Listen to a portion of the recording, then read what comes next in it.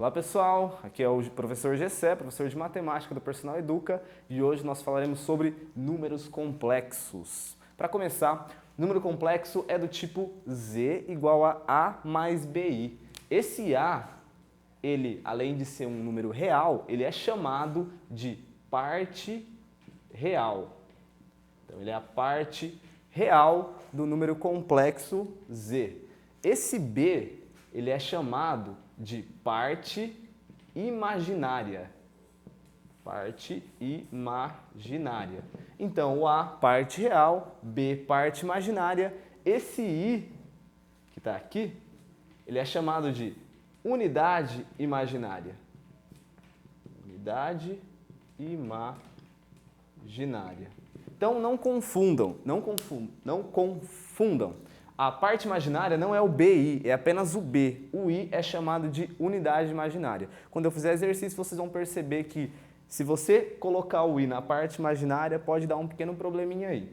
O A e o B são números reais, o Z é um número complexo. Só relembrando que número complexo ele vai abranger números naturais, números racionais, números irracionais, reais, enfim.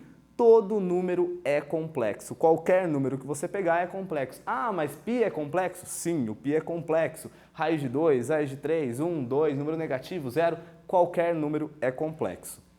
Bom, a gente precisa saber também o que é esse i, né?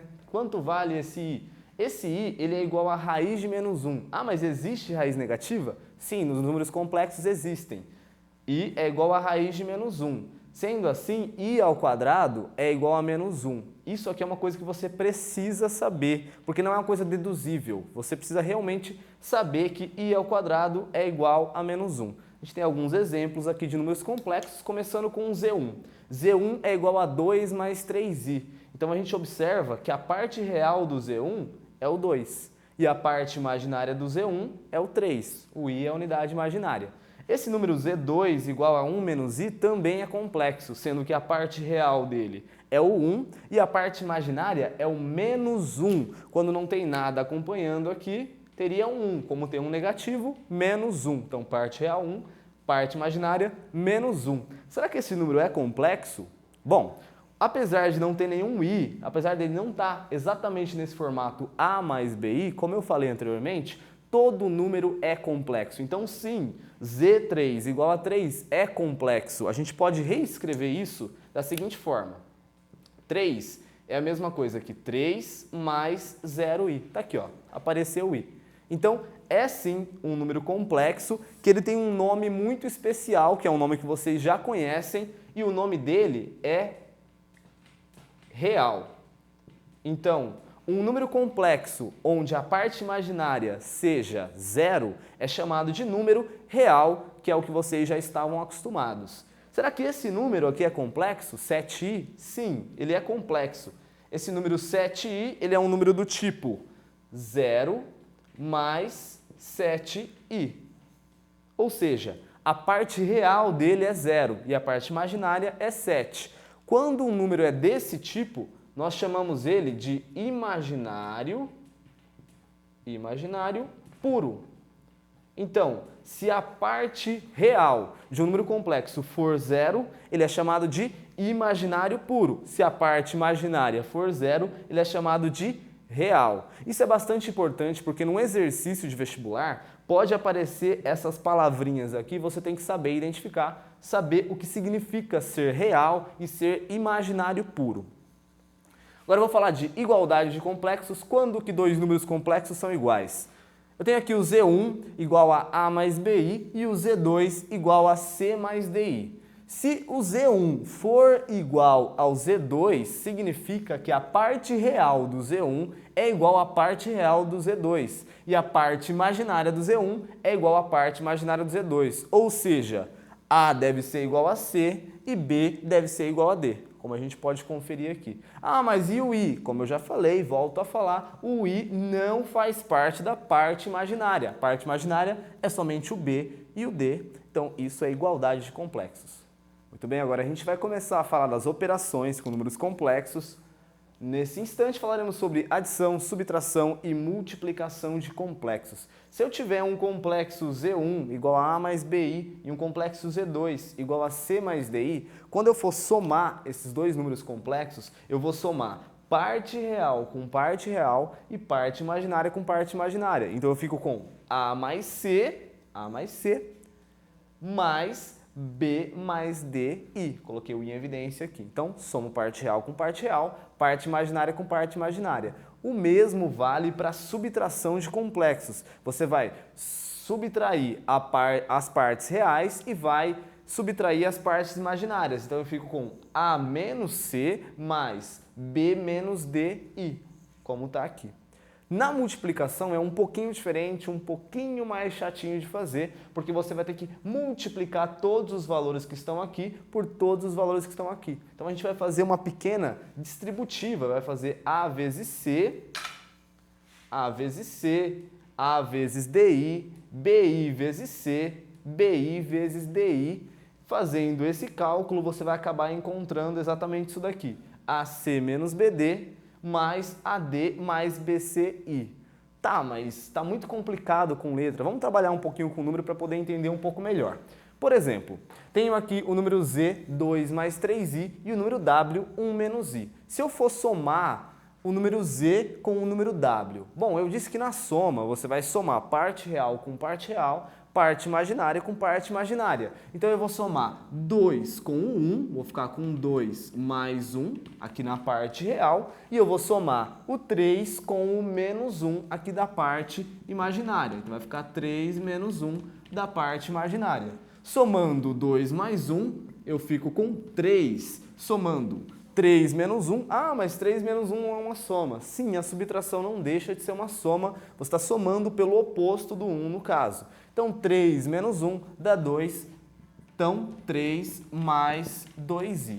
Essa é a soma Z mais W. E se eu fosse subtrair Z menos W? Eu vou pegar a parte real de Z, que é o 2, vou subtrair pela parte real do W, que é o 1. Então 2 menos 1. Essa vai formar a minha parte real. Além disso, eu vou pegar a parte imaginária do Z, vou subtrair pela parte imaginária do W. Então eu vou ficar aqui com 3 mais 1. Por que 3 mais 1 se eu estou subtraindo? Porque eu estou fazendo 3 menos 1. 3 menos 1, 3 mais 1, não esquecendo que é a parte imaginária, então eu coloco um i aqui ao final. 2 menos 1 vai dar 1.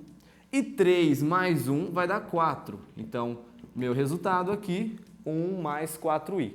Isso a subtração. Agora a gente vai para o mais trabalhoso, que é a multiplicação Z vezes W. Vou pegar todo o número complexo Z, 2 mais 3i. Vou pegar todo o número complexo W, 1 menos i.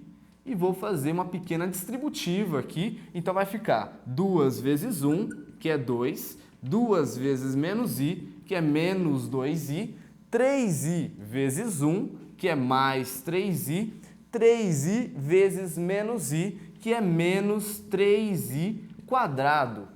Anteriormente, eu falei para vocês que i ao quadrado era igual a menos 1, exatamente, menos 1. Pois é, se isso aqui é menos 1, eu tenho menos 3 vezes menos 1. Menos 3 vezes menos 1, 3. Então, isso aqui vale 3. Se isso é 3, eu somo com o 2, vai dar 5.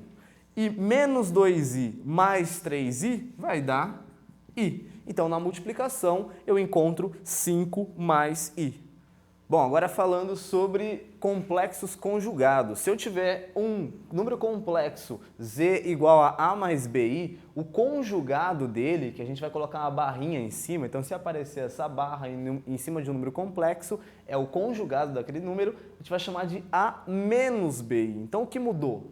Do número complexo Z para o Z barra, mudou apenas a parte imaginária. A parte imaginária era B, passou a ser menos B. Ou seja, para encontrar o conjugado de número complexo, basta inverter o sinal da parte imaginária. Só um exemplo rápido. Aqui eu tenho 2 mais 3i, o conjugado dele é 2 menos 3i. Aqui eu tenho 1 menos i, o conjugado dele é 1 mais i. Então, inverto o sinal apenas da parte imaginária.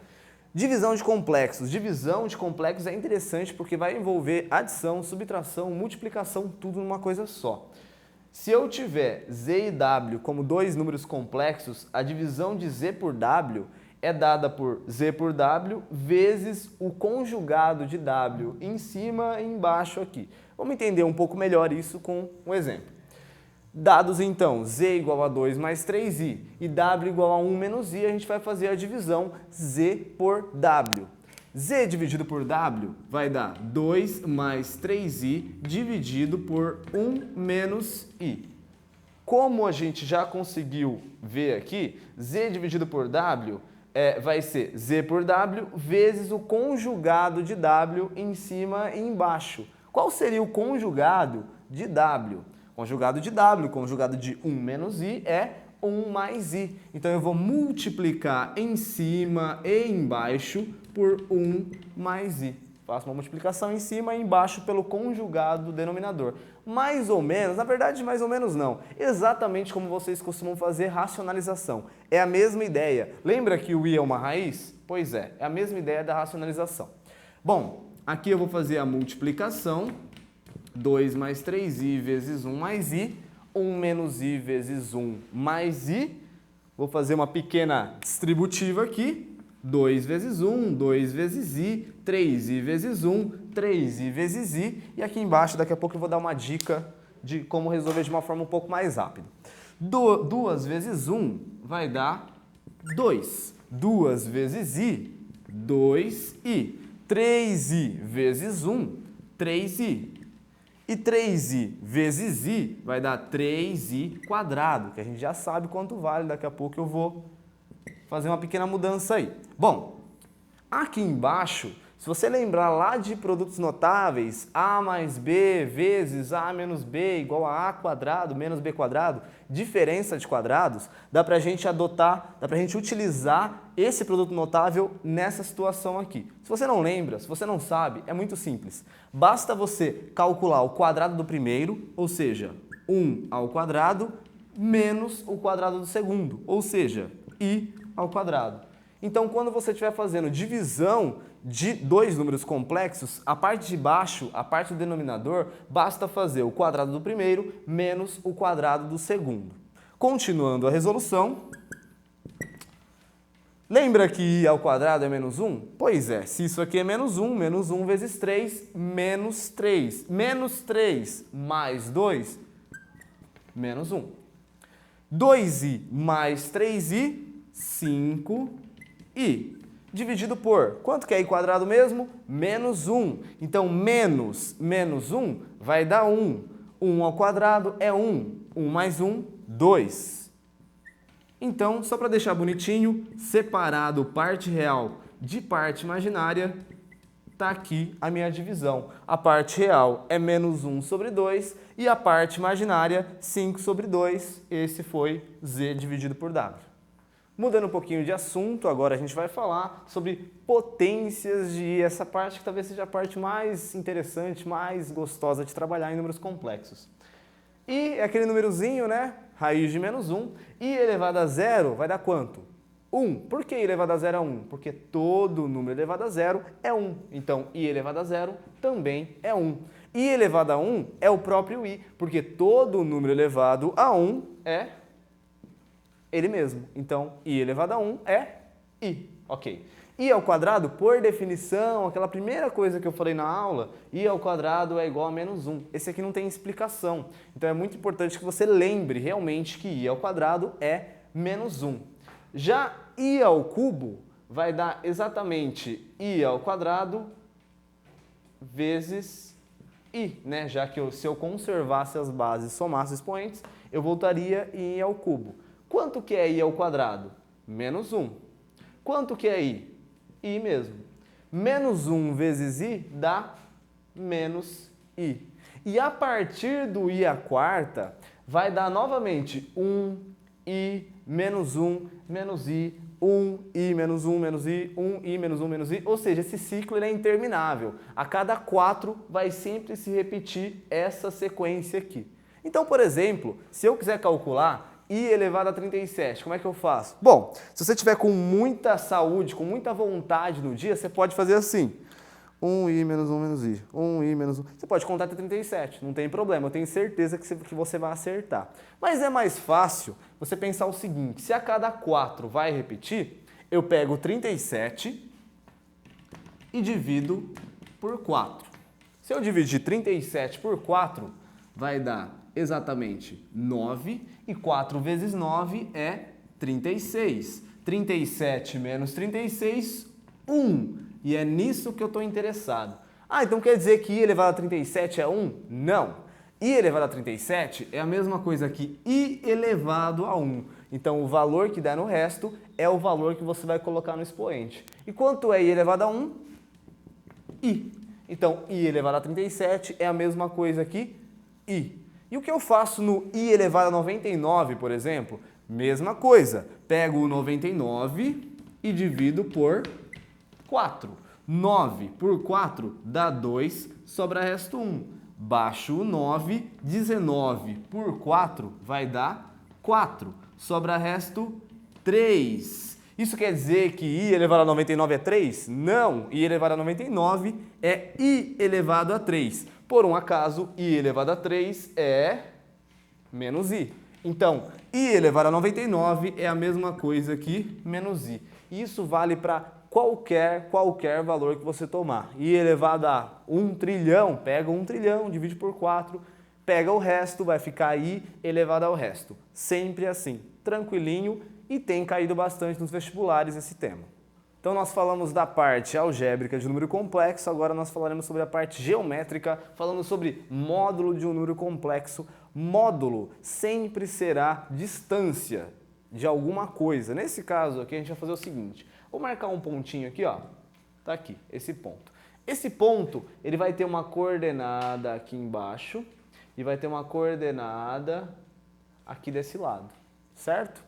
Esse pontinho eu vou chamar de ponto Z, ou seja, esse nada mais é do que o ponto A mais BI, aquele mesmo número complexo com a parte algébrica igual a A mais BI. Lembra que o A é a parte real e o B é a parte imaginária? Pois é, esse plano aqui a gente costuma chamar de plano cartesiano, nós não chamaremos de plano cartesiano dessa vez, porque o plano cartesiano é o plano de Descartes. Esse é o plano de Argand-Gauss. Então esse aqui é o plano de Argand-Gauss. Olha que bonito, bacana, pois é. Esse é o plano deles, mas não se importe muito com isso, não é isso que vai aparecer, talvez apareça, mas vai estar só informando que o nome dele é plano de Argand-Gauss. Não será mais x, y os eixos, dessa vez vai ser eixo real e eixo imaginário.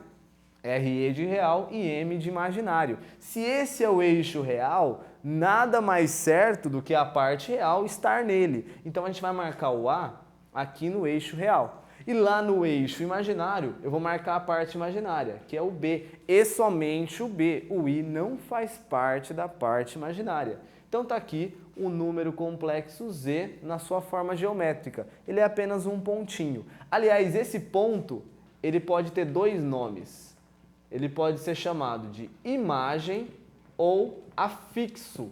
Então essa é a imagem ou afixo de Z. Pode aparecer qualquer uma dessas duas palavras. Tá, mas e o módulo? Qual é o módulo de um número complexo? Bom, módulo é distância. Nesse caso, nós traçaremos uma reta da origem até esse ponto.